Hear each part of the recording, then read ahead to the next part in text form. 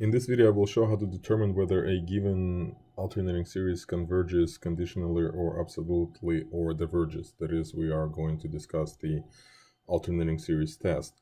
And first, before we use the alternating series test, we have to make sure that we have the alternating series. So in our case, we have this alternating component -1 to the power of n. So if we just separate it from the rest of the expression, that will make it easier to identify the series. Now, to use the alternating series test, we have to verify the following three conditions. First condition is that the nth term has to be positive. So in our case, we have 1 over square root of n plus 3. That is positive because the radical is always positive. Second condition is that the limit of the nth term as n goes to infinity is equal to 0. That can also be easily verified. We have 1 over infinity, which is 0. And the third condition, we have to verify that the sequence made of the terms of the given series is decreasing. And in this case, we just have to verify that the successor is less than predecessor. So we have 1 over n plus 4 is less over square root of n plus 3. And this can be easily verified just by multiplying both sides by the least common multiple of the denominators. So all three conditions are verified. Therefore, the given series converges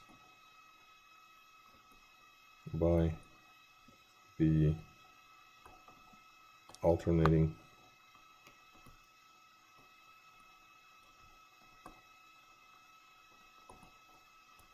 series test.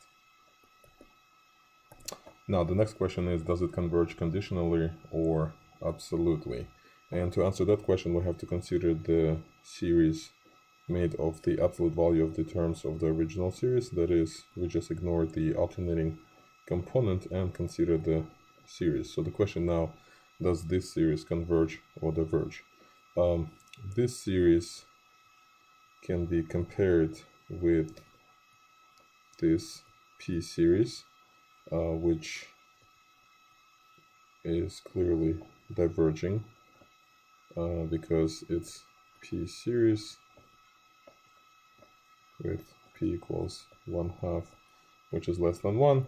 And the reason why we can compare these two is because the limit as n goes to infinity of 1 over square root of n plus 3 over 1 over square root of n is equal to 1.